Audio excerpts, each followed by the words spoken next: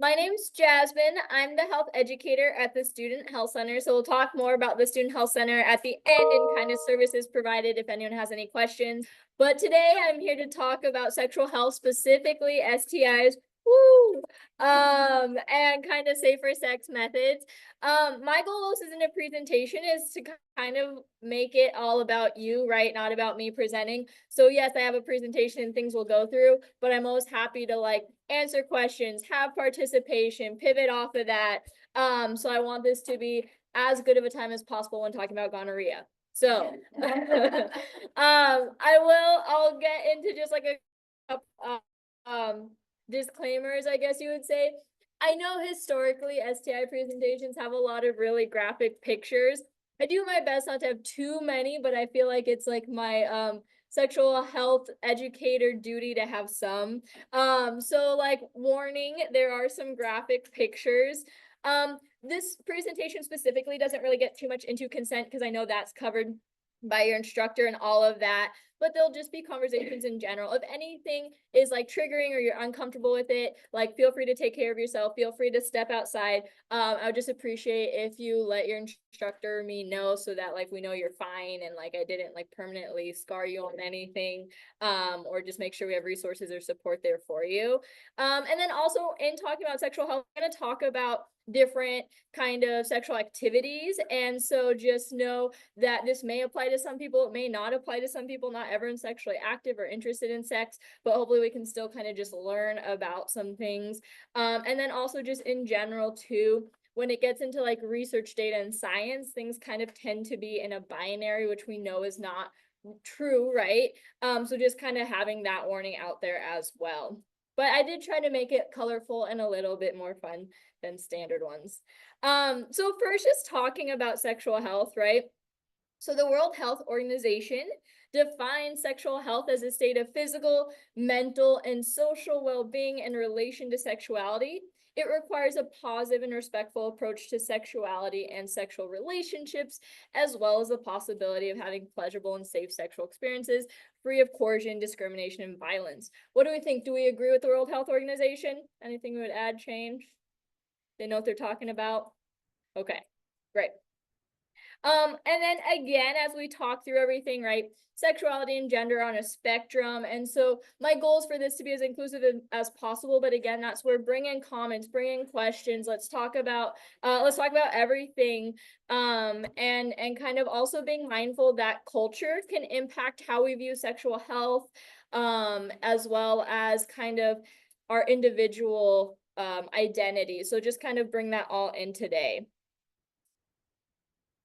Okay, so before I get into my spiel of everything, in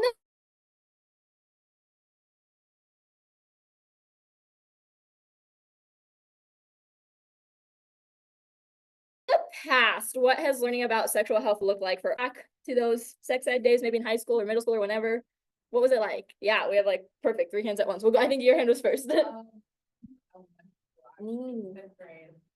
That was like the first time we had to talk about it. They split up the boys and the girls, and then they sat us down and they had us watch a really, really old video. And Can you still hear the intro song? Or anything? and it was weird because it's like the cast of Annie on Broadway. Uh-huh. It was very strange, and then it was just weird. It was Okay. I don't remember anything but the fact that it was Annie. Just that? Didn't do Okay. a perfect job. Okay, yeah, I can still hear the just around the corner song. Okay, awesome. So fifth grade video split up, and then we'll go in the back real quick.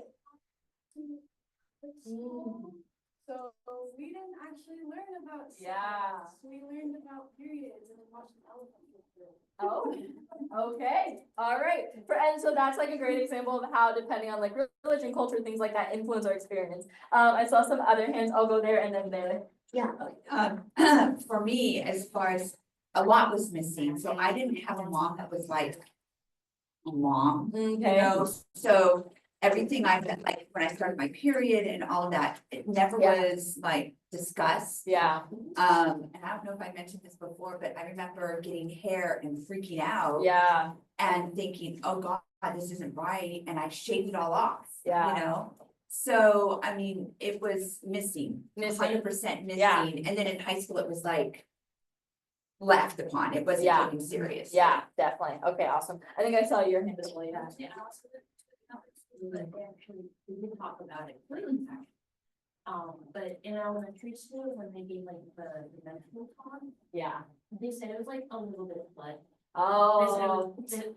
They undersold it so much that I Undersold. thought it was completely abnormal. Yeah, so like, am I dying? They're like, yeah, okay. That's very valid. And then I think you had your hand as well. I did for a second, but it was kind of covered. Okay. But an additional thing, in high school, thinking back to it, I just remember it was very, there was a lot on STDs Mm, and STIs, but not a lot on prevention other than like condom yeah, or not having sex. yeah, absolutely. Like those were the two options and I was like, I feel like that leaves out Yeah, a lot. And then additionally, it was really focused on reproduction and, like, again, abstinence was yeah, recommended, which is kind of weird to me yeah, considering.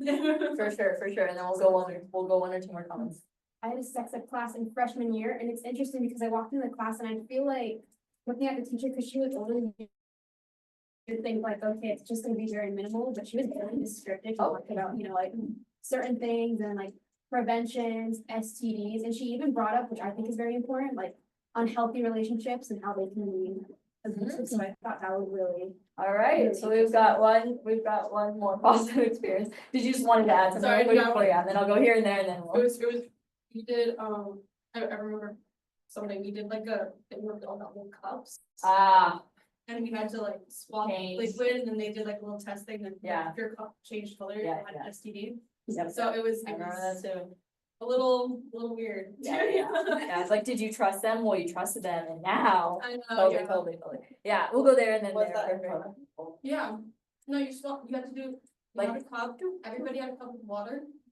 But secretly, like 3 cups were infected with some kind of pink or some. It some kind changes of colors when you Oh, add oh, oh. another. But it wasn't Yeah. your own personal, like. No, no, no. Okay. Oh, he's like, It's swap and like still Oh, I water. see, yeah, yeah. Like that. Yeah, We're gonna do a version of that. okay, awesome. Yeah, we'll go there and then there, yeah. So, for me, I think in like, I don't know, it was the 80s and 90s, small private Christian cult school, like, they just avoided the whole thing. Yeah. Like, I Fair. think yeah. Yeah, avoid it. Okay, perfect. And then, yeah. And when I was in elementary school, we had like, everyone gathered in like the auditorium. And they gave us like this little, here's what it is, here's what a period is, we don't know. And they showed us like pads, but it was like big pads that would not fit an elementary schooler. Mm, Like, it was like the size of this lady's arm, which like, if you need that, cool, but like, we're like 4'2". yeah. So we're like, oh my gosh. And then they never really talked about things like PCOS and they're like periods don't hurt, but they didn't tell us if it does hurt a lot. Yeah, You might want to talk to someone about that. They're just like that rolling right on. I think they were trying not to scare us, but like yeah. important information. And then when we had sex ed in high school, they didn't really talk about like any complications that can come around, like getting pregnant, like ectopic pregnancies were just never mentioned. Yeah, So okay. Well, overall, it sounds like a wide variety. You can do your last comment. No, On your side, yeah. But I was just gonna say, like, I think it depends on, like, I went through the same schools with a lot of the same people, like elementary school, middle school. And I took like a health route in high school, so I had like specific sex ed classes, like speakers would come Yeah. in and give us like demonstration and stuff. But I remember a lot of the same kids who would be opted out in elementary Yeah. school, like when they did get to high school and had to take a sex ed class, like health. Yeah. They were like Whoa. really freaked out and, Yeah, definitely. but, and then obviously companies had that. Yeah, for sure. I think everything you shared is pretty representative of like, of what the experience looks like, right? So I do a different presentation that talks more about like the stigma behind sexual health. And like, depending on the state you're in, depends on the laws and regulations, right? Depending on where you were exposed, if it was like a religious school or not, it, you know, depends on if it's maybe an absence only approach, or I know, one of my interns was talking about being in a Christian school and it was only described in flowers. So, you know, like that connection, or for me even, right, I'm a little bit older than, some of you in the room, but it was like, if you have sex, you die unless you're married, then it'll be fine. Right, and so often it's not super inclusive, or it might not, there can be some underselling, so I think today, right, the goal is like, let's have those conversations, let's answer those questions that might not have been answered and see what. Okay, so again, we're gonna talk about STIs. I get this out of the way first, so all the pictures will be done in like 15 minutes. And then we'll talk about safer sex practices. So we're just kind of talk about ways that can prevent STIs. The thing with STIs, and again, that's where it's like really important to have conversations on, is I think when we only show like, oh, look at these like pictures and this is what it looks like if you have an STI and all of that, we might think like, well, I would totally know if I have an STI because it's like super obvious. But 80% of people who have an STI don't show any symptoms, right? So that's the reality when it comes to STIs. In college students specifically, the most common STIs are HPV, chlamydia, and herpes. So we'll kind of talk about those. We're not going to cover every STI under the sun, but we'll kind of talk about some of the main ones.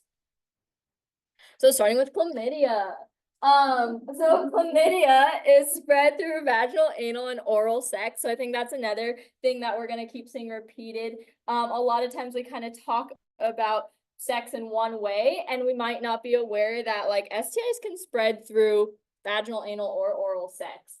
And so what happens if the infection is carried in semen or pre-ejaculation fluid or vaginal fluid or discharge? It can infect essentially wherever that wherever like things touch, right? So the penis, vagina, cervix, anus, urethra, eyes, and throat. And really the one big kind of top concern with chlamydia is that it can lead to infertility if it's left untreated. Again, what are the symptoms? No symptoms, very common. Some people have burning with urination, so that's one of the most common symptoms.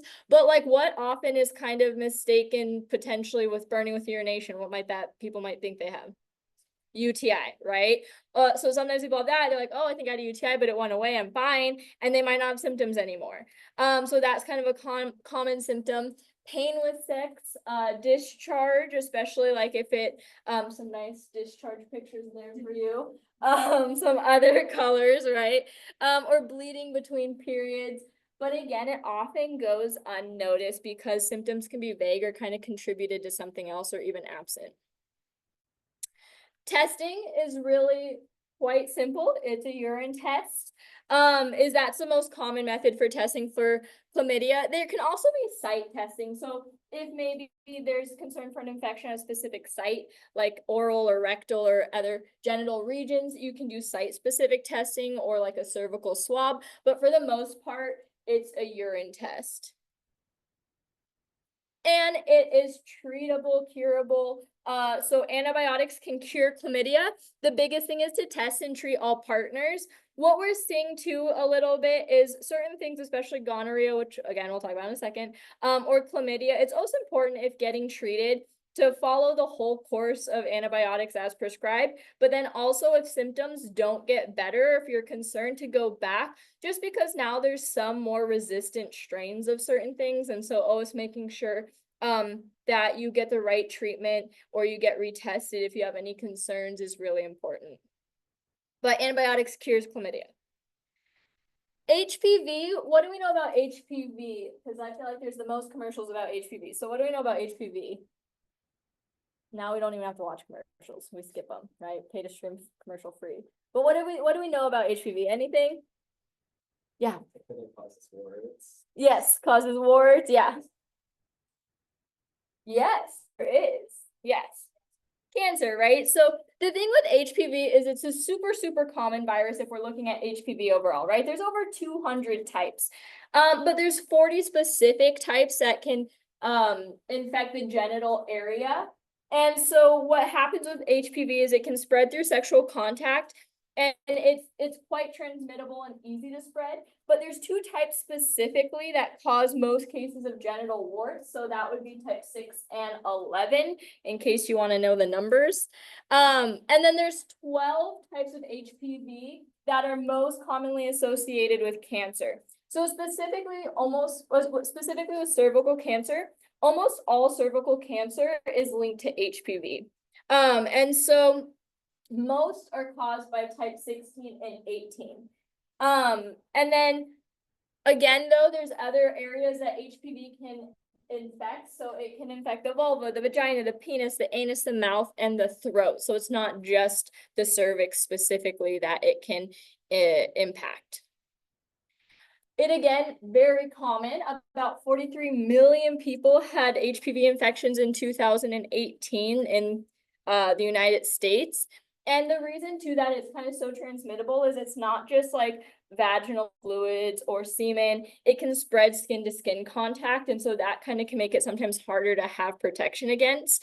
And so anytime that's touching with an infected area, there's a risk of infection.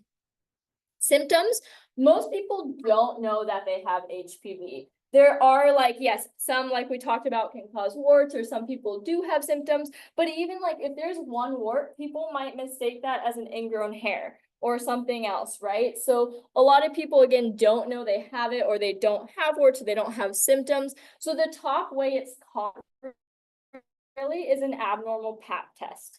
So pap test can look for HPV at the same time. It's taking, we'll talk about a little bit more after, but it takes cervical cells. It looks for any abnormalities, and at the same time, they can co-test for HPV. Again, some symptoms can be little, small raised bumps. They're usually non-painful. It can be a single one or a cluster. So how do we diagnose HPV? Pap test again. Quick pop quiz. Who knows what age pap testing should start for anyone with a cervix? Yes. 21. Yeah, but they are, so I was like, you're almost right though, because so 21 is the current recommendation, but there's some buzz to like that 25, like they might raise it to 25. And so I mean, not to get too much into the science of that, but HPV is something that some people clear the virus on their own. And so it can kind of get cleared, and it doesn't. And so then that way, like when we test younger, sometimes people say like, oh, well, we might do too much intervention too early or things like that. So that's where some of the conversation on 25, and that at most part of the 21, it's usually not like cancerous by that point. But currently still recommendations are 21. But I will give you credit. So pap testing starts at age 21, anyone with a cervix. And then also visualization, so they can do visualization to test. There's currently no approved like FDA testing for men or people with a penis. They can do anal pap. So again, anytime a pap is really just taking cells and looking at it. But that's kind of just something that is also, I would say, more medicine is exploring currently. Yes. Not to show up on a blood test. Not to my knowledge. Yeah. So how do we prevent or treat HPV? So HPV is something that it's one of the non-curable viruses, right? There's no cure for the virus. However, there's a lot they can do to mitigate or help with symptoms. So the best kind of first line of defense is a vaccination. It used to be that you had to get vaccinated like pretty young. It was like between ages 9 and 12. But then they have created like additional recommendations. So depending on your age range, you can still get the vaccine if you're older. I believe currently it's up to age 45. I'm gonna be honest with you, I went to go look it up, and it had been removed from the CDC website for executive orders, and it has got temporarily restored, but there's a huge like warning thing on it. So I'm a little like that one. I had to yeah, some research for this. But anyways, not to get into that. So the initial vaccine series is still this at this time, right? The recommendations. And there's different options. Other treatments can include like if someone has a wart, like cryo freezing or surgical removal to take it off. And then cervical precancer is also treatable.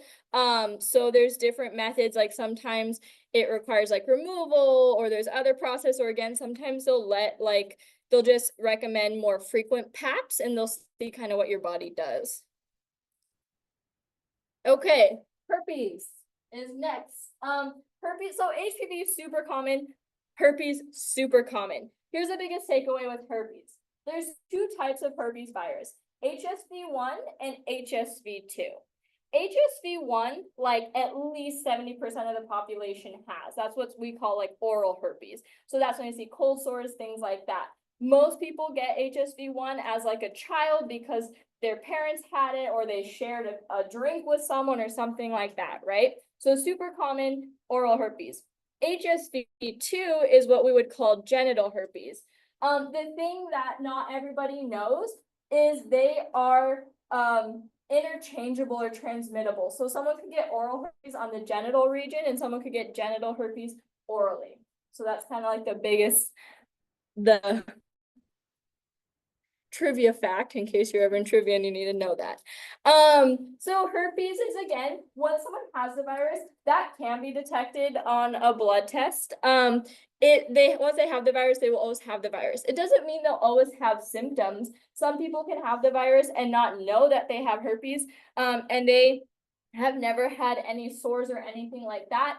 Other people, maybe certain things trigger a flare-up, but then they don't have another like sore for a very long time. With herpes, the main thing is kind of like these open sores that tend to be more painful.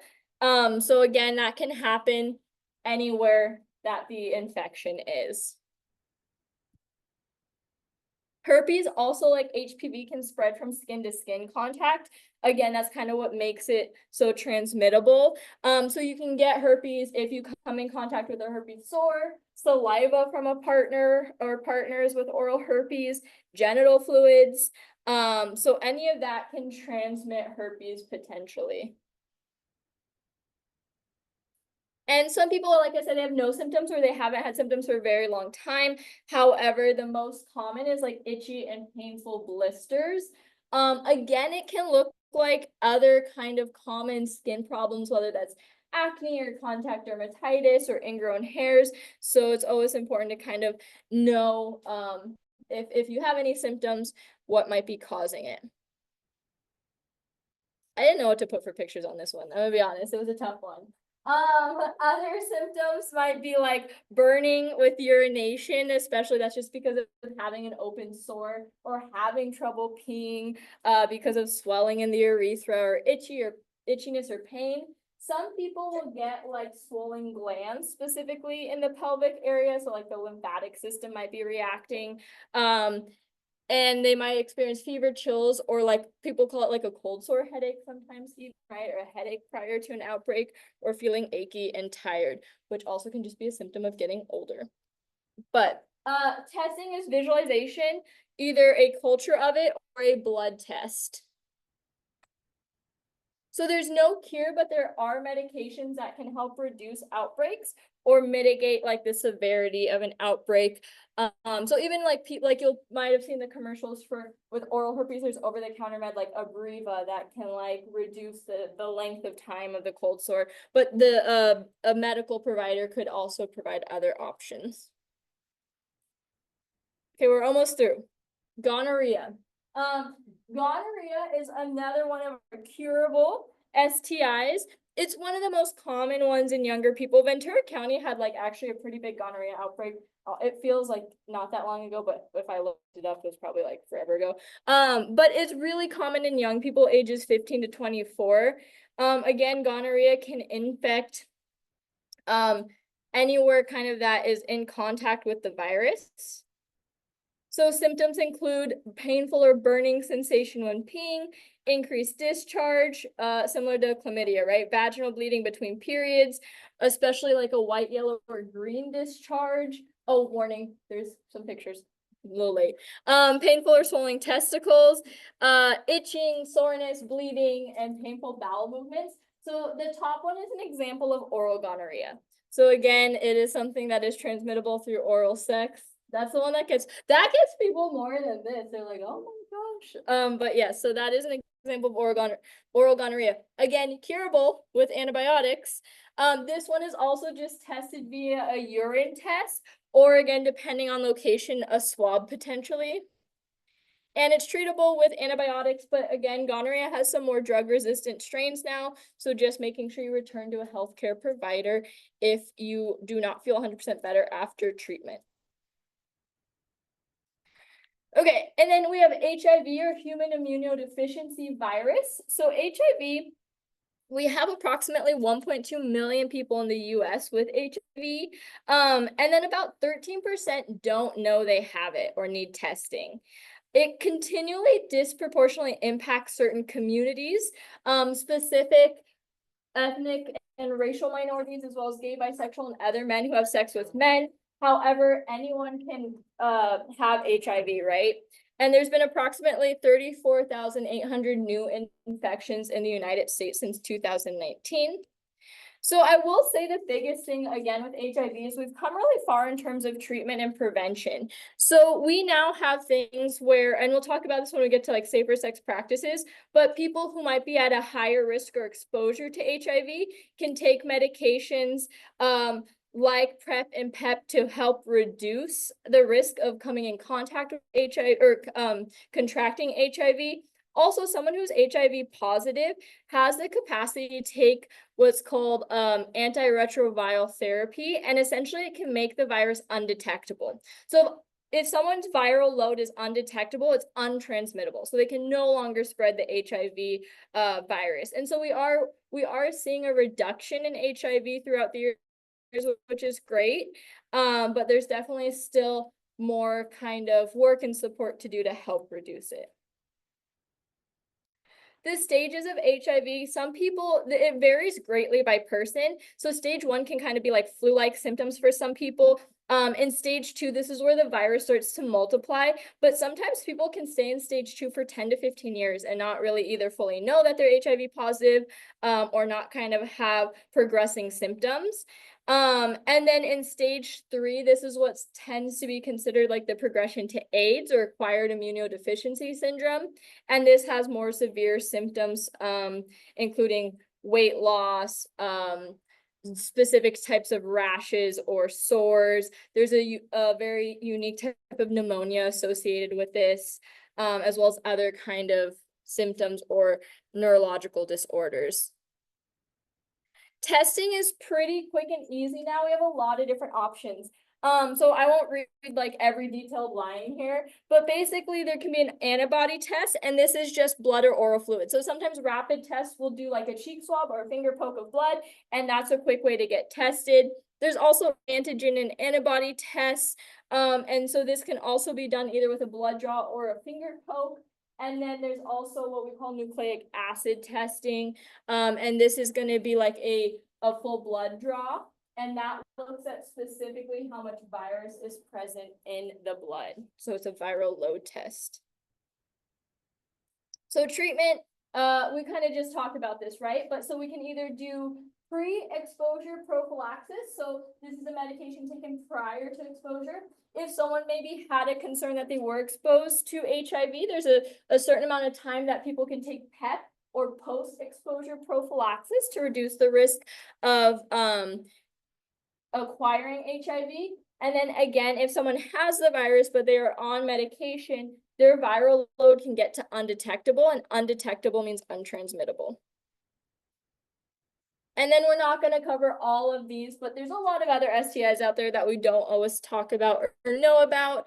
So then just a quick trivia wrap up. Does anyone know which STIs are the non-curable STIs? I will give you a hint. There's 4 and they start with H. Yes. Herpes. Perfect. HPV. HIV. Perfect.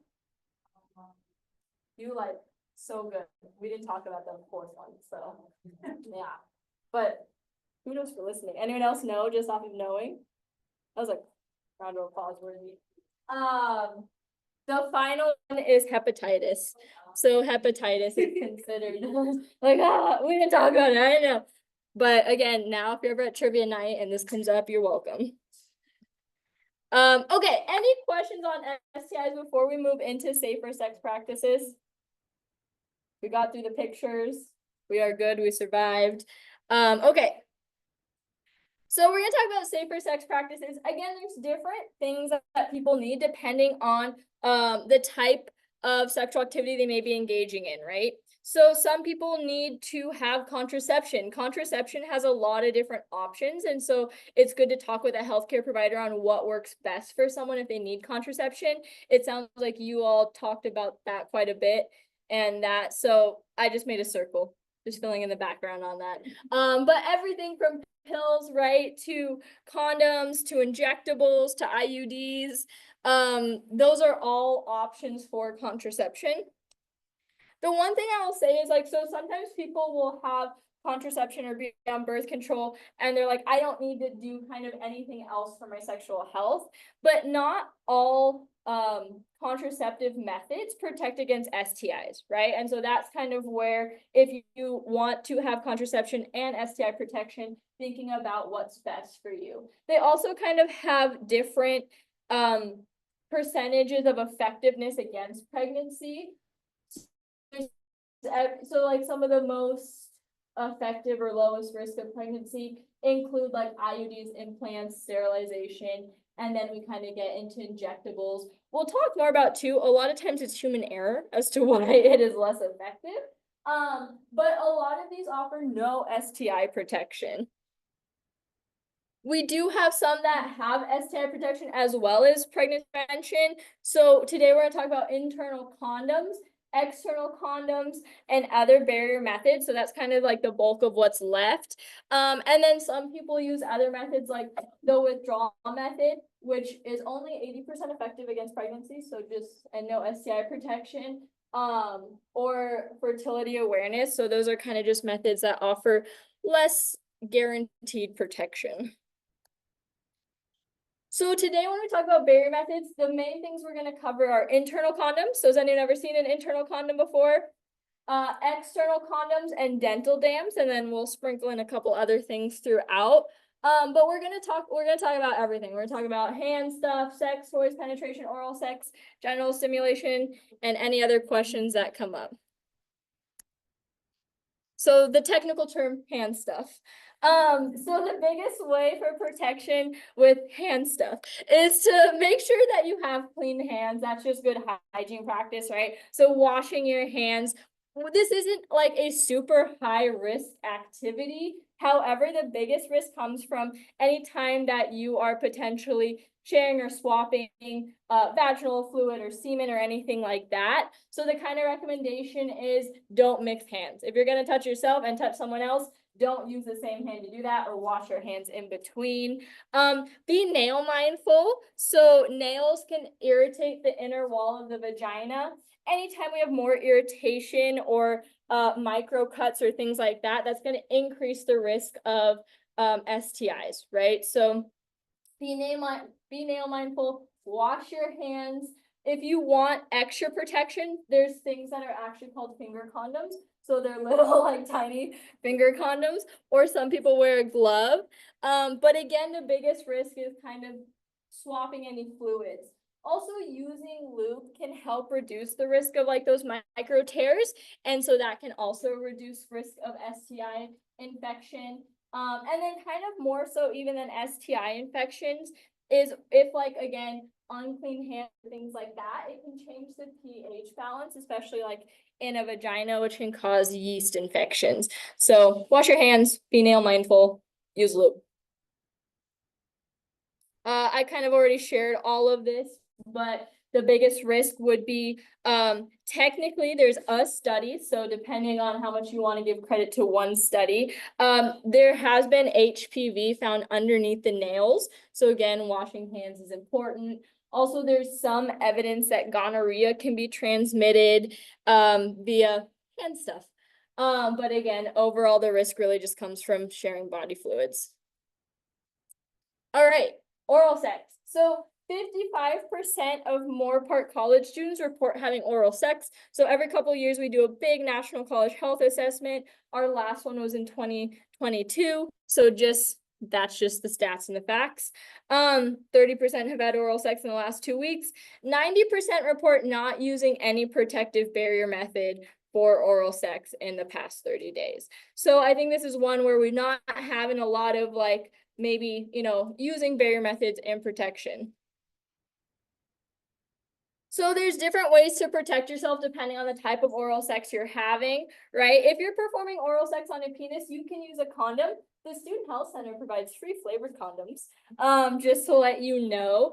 Who knows why a flavored condom is okay for oral sex, but not recommended for vaginal sex or anal sex? pH balance, right? So for oral sex, you can use a flavored condom. I know we have at least these 3 flavors, but don't use it for vaginal sex. For oral sex on a vagina or a front hole, so has anyone ever seen a dental dam?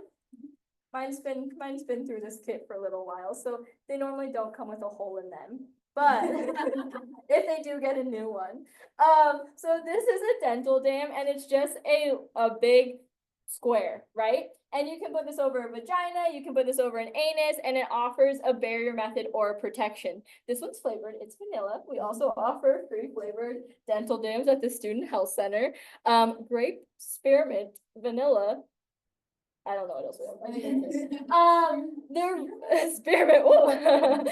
Little bit. That one gets left behind the most. I'm gonna be honest. Strawberry. Strawberry is the other one. Strawberry is very popular. So dental dams can be quite expensive if they're ordered online. They're like at least $1 a piece. So let's talk about, sexual health equity here. But if you don't have access to a dental dam or you forget to stop by the Student Health Center on your way out, there are other options. So flavored condoms or condoms in general are super cheap, and you can make your own dental dam out of cutting a condom. So you can open it up, you can cut the tip off and then cut down the side. Just be careful not to poke a hole through the other side while you cut through the side, or then you have like my dental dam with a hole in it, and that's not good. So for 36 cents roughly, prices change, but this is how you could also make a dental dam. Some people also use saran wrap. It's not FDA tested, but it's a barrier method. Just don't use the ones that are like microwavable because those come with holes. So, but I've heard people use like different saran wrap for the holidays. Like, oh, I got red for this, and I got so options. And then another option too is like, so sometimes if people are on hormones, it might change kind of how the clitoris could look. So specifically, if someone's on testosterone, condoms may not fit and a dental dam may not fit. And so you can make what's called a DIY cape out of a glove. And so again, a little crafting involved, scissors, who knew, highly important. But you cut the fingers off of the glove, you leave the thumb, and then you just cut the side, and that can fit over like a T-penis and work as its own barrier method. So these are kind of our recap points. Condoms, they don't have to be flavored, but optional. Dental dams or DIY dental dams, and DIY capes as needed. Okay, so oral sex, like just everything we've looked at the STIs, that all can pass via oral sex. Like it all is very transmittable. And so that is really just the number one reason to kind of have protection with oral sex, is that people often don't think of it as something that is a high risk activity, but when it comes to STIs, they are all passable. All right, toy stuff. So the biggest risk of an STI comes from sharing toys specifically, especially without proper cleaning. So if you're using any toys and then gonna use them with anyone else, always wash with soap and water. That's kind of, well, make sure too, like you read the instructions, because some are like more water resistant than others, but make sure that there's proper cleaning. Wash with soap and water. If you plan on switching people, you can always put a condom on most sex toys, and you could just take the condom off and put a new one on while switching people, or between uses. But just make sure it's either cleaned or you do something like switch a condom if you're going to share. And then same thing goes for if switching from vaginal to anal penetration. And then here's my public service announcement. Make sure if there's any toys used for anal stimulation that it is anal safe. So that is a big thing because toys that are not meant to be anal safe can get drawn up in the rectum. And if you can't get them out, especially if there are batteries, or if they aren't necessarily meant for the rectum, that requires like an emergency room visit and sometimes surgery. So make sure that anal safe for that, cleaning properly, and then also make sure things are stored in the correct climate, depending on the material. Like if they're stored in too hot of places, they can like melt or degrade or like things like that. If you're gonna store toys for a long time, and they have batteries, it can be good to take the batteries out so that you don't get battery acid. That's no fun. So those are kind of the top tips there.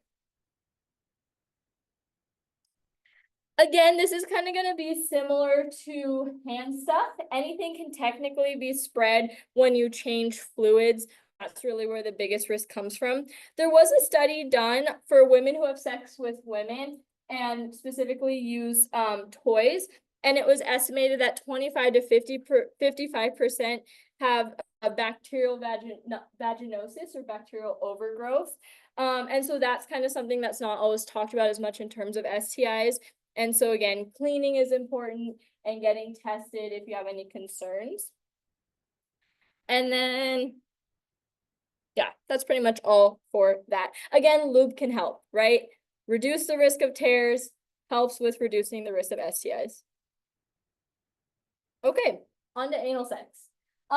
If inserting a penis, it's a good idea to use an external condom. That's going to offer the most protection. If an external condom is not possible, it's not technically like what intended for, but it can be used. People can use an internal condom. Has anyone ever seen an internal condom? Well, I'm still going to show you. This one also getting a little bit old. I should probably, but my hands get less lubey, so that's nice. So this is an internal condom. So this can be used for vaginal or anal sex. For vaginal sex, there's a ring that's how like it gets pinched and put in, and this gets left on the outside. For anal sex, it's recommended to remove the ring. Again, this is not going to offer as much protection as an external condom, but it's still a way to protect yourself. And then we already covered toys, so I'm not going to cover that again, but just make sure they're anal safe. So yeah, internal condoms. Use lube. So the anus specifically has a lack of lubrication. And so that lack of lubrication and thinner skin can increase the risk of skin tears. And that can increase the risk of STIs as well as bacterial infections. And so lube can help reduce the risk of tearing. When it comes to like douching, specifically, our website has a whole big thing on this if you want to read more on it. There's definitely a degree of personal preference, but it's not from a medical standpoint technically necessary. So if someone is going to do douching, there's like recommendations to use a small bulb douche, and kind of some other things to do it as safe as possible. But there's, again, you can read more on our website. And then anal sex is a really high risk of spreading STIs because, again, that thin skin, lack of lubrication, and risk of micro tearing. And so all STIs can also be spread through anal sex. So all external condoms are effective at preventing that, but specifically the one brand of condom, which is why that's what I carry in our vending machines and our student health center. They went through like the testing from the FDA to be considered anal safe. There's also some anal specific condoms that are a little bit thicker, but this one's got a cat on it. I get the ones with like, they have artists do the design, so it's like collectible. But so the one condom brand specifically, and there's also some that are meant for anal sex. Use water-based lube with condoms is a good recommendation. And again, just making sure to kind of protect yourself as best as possible. Okay, any other form of like genital rubbing, it's just the same thing I've been saying. If you're swapping fluids, there's a risk of getting an STI. It's not super easy to like create a barrier method for things like genital rubbing. There's technically, I don't know where you would go to find this, but there's this like specific type of underwear called Laurels that has like a built-in dental dam. I'm not sure. Again, I need to look into how to find that. Some people do use a regular dental dam and hold it down with lube, or condoms if possible, or anything that kind of works for what you're doing. But the skin to skin STIs, right, that's going to be hard to protect from. And then anytime that there's just like, you know, touching in general, there's some risk. That's where STI testing is important or helpful. And then vaginal and penile penetration. So 48% of students at Moore Park said that they did not use a condom for vaginal penile sex within the past 30 days, so about half. And then about 20% also did not use any method to prevent pregnancy with penile and vaginal sex. And over 20% report using the withdrawal method as a birth control method. So just kind of some fun facts of the day. So again, recap, birth control does not protect against STIs. So that's where if you want to protect against STIs, use a barrier method as well. Condom sizing is very important. So make sure that you use a proper size condom. Again, the health center carries a variety of condoms. So we carry large condoms, we carry snugger fit, we carry the ones with the cool art on them, and we carry 2 sizes of latex-free condoms, all free for you at the Student Health Center. So you can come and get what makes sense for you or what you need. I don't have a flavored condom here, but we have that as well. So make sure you use a proper size condom. If you're not sure what that means, hang on. How to determine condom size brochure, also available at the Student Health Center. We got lots. We'll go through this at the end. And then again, don't use flavored condoms because they can change the pH. So external condoms are technically the most effective preventing STI. They're also the most accessible. However, if that's not something that you and your partners want to use, there's an option for an internal condom. Again, don't get me started, but these can be $6 a piece. Free at the Student Health Center. So that's just again an option. But we never want to double up. Never use both at the same time. Also, don't use 2 condoms at the same time. Like, I'm going to be extra safe and double up. Does anyone know why? Friction will break it. Friction will break it, right? So one or the other, and like more does not help. Yeah, friction will break it. Barrier methods aren't 100% effective. Again, this goes back to that some can be spread through skin to skin contact, but it definitely helps reduce the risk. And now I have some condom facts.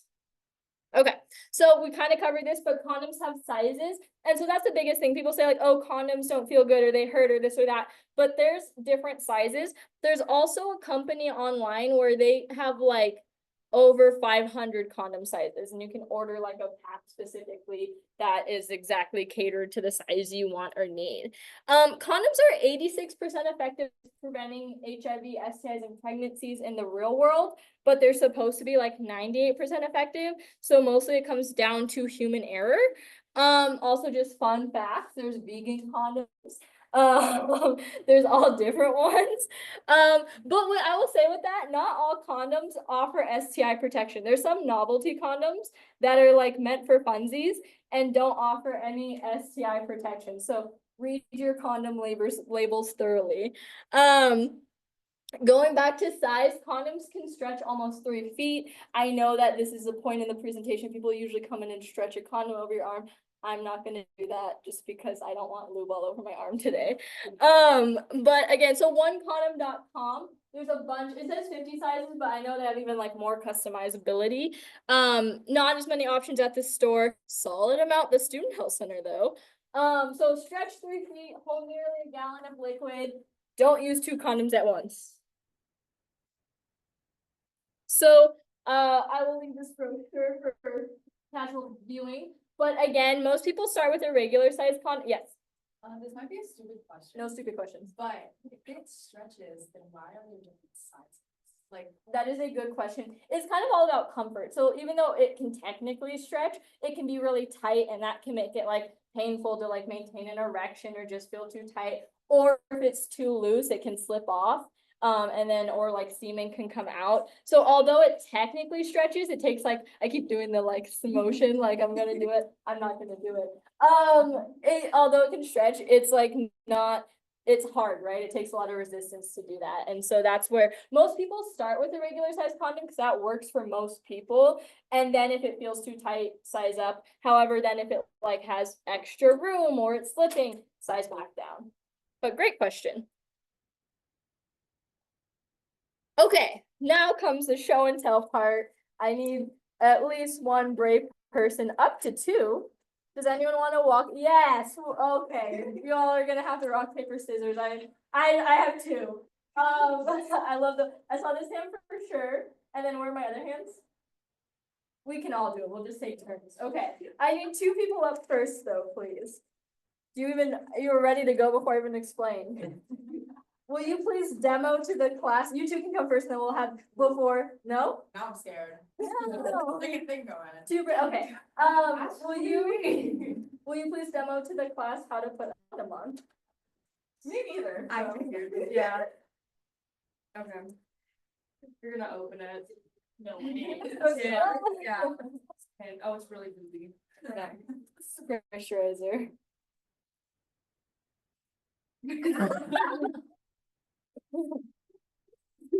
All right, Don't use your nails. Don't, yeah. all right, round of applause. Thank you. Great sports for doing it. Feel free to throw that away, keep it as a souvenir, whatever you want. I don't think it'll help. Yeah. Do you wanna wash your hands? There's also some sanitizer. We'll wait for them to come back before we do the debrief on that. Does anyone else wanna try? I've got oodles and noodles of condoms. Round two? I can time you. Ooh, I forgot, sometimes I bring the drunk goggles and I see how it goes with those. Oh, missed opportunity. By the way, if you're drunk, you can't consent to sex, so. But the goggles do make it kind of fun to see how hard it is. Anyone else wanna try? A little bit? We have time to kill, we're waiting for them to come back. Condoms to use. Anybody? We went into the health center. Huh? We went into the health center. My daughter, she said, why are there so many flavors? That's a good question. All right, we'll fill them in. But what did we think overall? What were some things done well?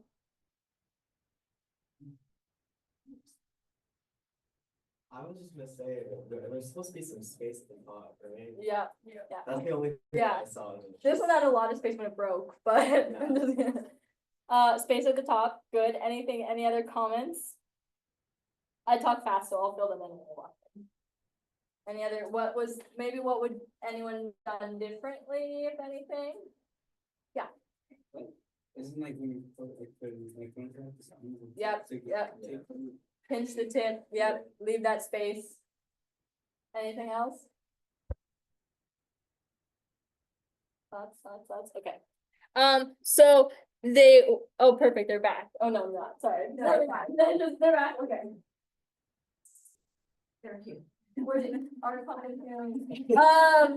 doing a quick debrief. So overall, really well done. A few things, so like, I'm just a tricky person. So I gave you an expired condom. So the first thing to do is always check the expiration date. It's usually a tiny, hard to read, impossible color print, but it is there. So check the expiration date. That might also contributed to your condom breaking. It was for science, but I had some expired condoms and in the health center. And so I started filling them with water to make water balloons for science, and they broke. So I'm like, and this is why you don't use an expired condom. So check the expiration date. Also, it's a good idea to pinch it to feel for an air pocket. That way you can see if there's any holes potentially. And then it was mentioned by your fellow peers, you want to pinch the tip so that there's a little bit of room at the top before rolling it all the way down. Also, I'm not sure if the nails got in the way or if the condom was the wrong direction, but making sure it should look It kind was of. definitely the wrong direction. Then that's why it broke, yeah. Really hard to put on if it's the wrong direction. So when you open it up, it should look like a little tip up, and it should be like an easy direction to roll. If you are struggling, something's off. So just recap, check that out. And then roll it all of the way down. And thank you so much for taking it off. It saves me from getting extra moody. Usually I have to go back to my office and just put cards in the trash and get all, but anyways, so when you do those, it's gonna help you get closer to that 98%. Okay. I don't know if they want to hear about condoms. Any questions on that? Most fun you've ever had? Okay. Going back to the facts, I think I'll know this, right? High risk of passing STIs. All STIs can be passed. And then people also think sometimes like, oh, well, if you pull out, you can't pass an STI. Well, one, we know there's skin to skin. And two, there is pre-ejaculation fluid. Also, there's vaginal fluid. So totally not true. And then, so yeah, use barrier methods. Internal condoms. I don't have a demo sample for this, but it comes with instructions. We have these for free in the Student Health Center. Again, just kind of follow this. There's like a ring, you pinch the ring, you put it in, you leave this on the outside. When done, you twist and pull out. Just also just for everyone's septic system and sewer, don't flush any of this. Do not flush it. It will block things and clog things. So just throw it away in the trash, wrap it in paper, whatever you want to do, but don't flush it, please. I have like a lot of students who tell me they flush it and it hurts my soul. It's expensive. So just kind of overall, we covered a lot of different methods, right? But it's really good to try to have a plan before you have sex. This can kind of like, if you have that thought or what you might want to use ahead of time or just have it ready. I also have in my office kits, like little metal tins. And if you want to build your own safer sex kit and like grab all the stuff from the health center and put it in a little metal tin, for like, it can be because you want it now or a rainy day fund or whatever you want, come do that. Grab whatever you want, grab some to make water balloons out of, I don't care, but don't throw them at people. They really hurt because they're not meant to break. So it's like getting hit with 3 gallons of water. Okay. And so thinking about like, how do you have those conversations, right? So if your focus is STI protection, it might be like, hey, I'm excited to do this. Like, let's both get tested for STIs before we move forward. The Student Health Center, which I'll cover in 2 seconds, offers free STI testing for most students. If it's about like safer sex methods, sometimes it's like, oh, well, we can't get pregnant, so I don't think we need to do anything. But you can be like, hey, I know we can't get pregnant, but like, here's what I'm doing to protect myself, and I'd be more comfortable if you did this, right? So just kind of planning those conversations can help. Also, just knowing you have the right to control your body and your sexual experiences, which can be hard with power dynamics, but kind of thinking about that and just being aware of power dynamics and being your own best advocate. At the Student Health Center, we have several ways to kind of access sexual health information. Oh, I forgot to give you your prize for volunteering. You get. I was like, wait. I have the Safer Sex T-Rex in my office, Lex, the Safer Sex T-Rex, a giant inflatable dinosaur. So pop by anytime to say hi. But so we have several options, right? I have a ton of information in brochure format. So everything from like specific things to just like, what would I expect at an appointment, kind of demystifying an appointment. It's really literally no big deal unless you're having a pap test. Like, it's not like you have to get undressed or anything like that. Condom sense, how to insist on a condom, penis health, vaginal and urinary health. So that's all accessible right outside the Student Health Center. We have a whole section. Also in the Student Health Center, you can get, and I've like expanded on this, I just keep growing it. So you can get all the things we talked about, right? Different size condoms, latex-free condoms, lube. And then also we have sexual health vending machines located in the academic center. Also, all of this is available in our new Pride Center. The Pride Center is where Raider Central used to be. So through like, does everyone know where the Associated Students is? So we're located right through there, and we have all of this in the Pride Center as well. And so all of that's available for you as a student for free. And we also have like a very comprehensive, like 78-page sexual health booklet on our website. So if you just go to the Moore Park College Student Health Center, you can open that book and read it like on your phone instead. Like if you don't want to be like sitting and reading a brochure, I get it. It's all available online. So again, other things we have, so you all have access through your student health center to 6 free sessions of mental health this semester, which is important when we talk about sexual health, right? There's power dynamics, there's different experiences we maybe have. There could be like personal identity discovery. So 6 free sessions of mental health this semester. You also have free medical care access. So that can be sexual health. Through Family Pact, you can qualify for free birth control, STI testing, PAP testing. Yes, I have a question. I'm Sure. Sorry, it's not related to sex. that's okay. But, the counselors, are they like licensed and able to, I don't know, like talk disability or anything like that? So that's a good question for like when you call, if you have a specific question like that. So here's how our mental health works. We have 2 licensed psychologists who oversee, we have postdoc students and we have mental health trainee students. And so it's kind of a whole big team. And then when it comes to anything like medication or this or that, it depends on the student. It's like if they have already outside access or like the complexity of the case, because we're just short term. But our nurse practitioner then is also brought in on the team. And so it kind of just depends. It's like a case by case scenario on if it's something we can help out in a short term or if it's something that needs kind of more longer support, which we have case management, and our case manager, Nicole, can help connect to outside resources. Yeah. We also have a Safe Zone website, so dedicated to LGBTQI plus resources.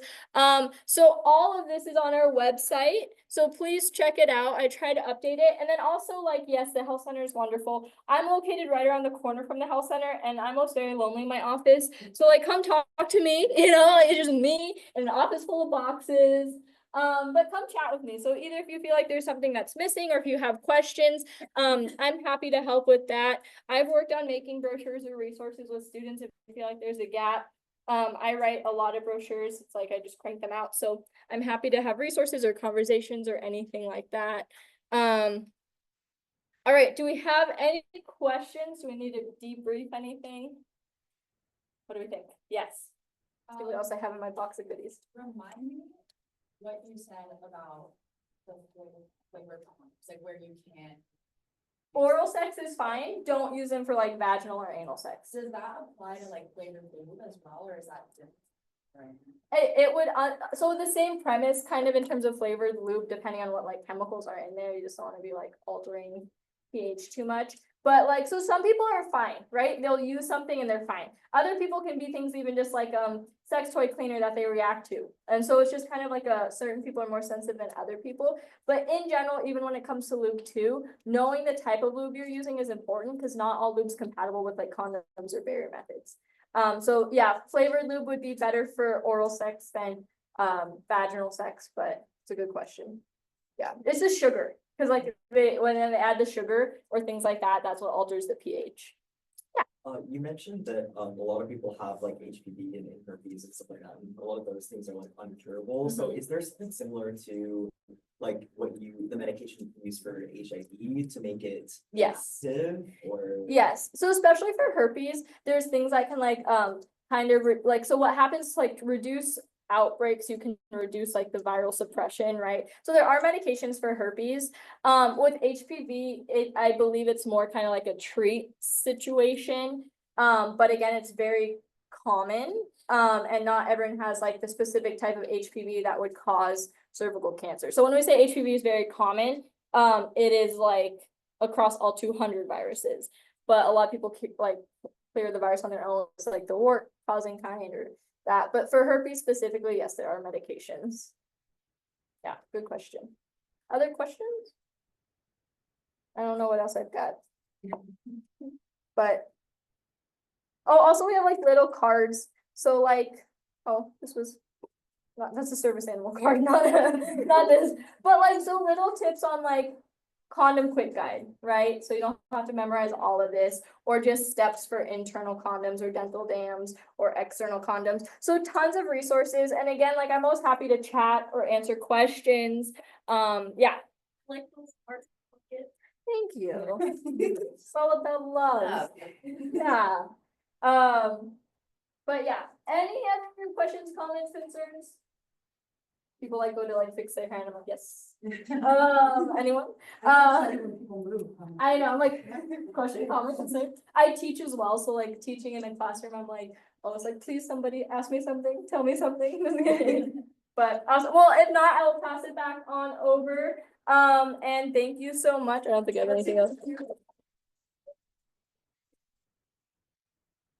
So we stop there. I'm sure she's gonna be fine to hang out for a moment. If you have any questions, you could come ask. Otherwise, I'll see you all on Monday and we'll go back to presidency and then we'll come back to this. We'll kind of jump a little bit, but have a wonderful weekend. I'll see you next week.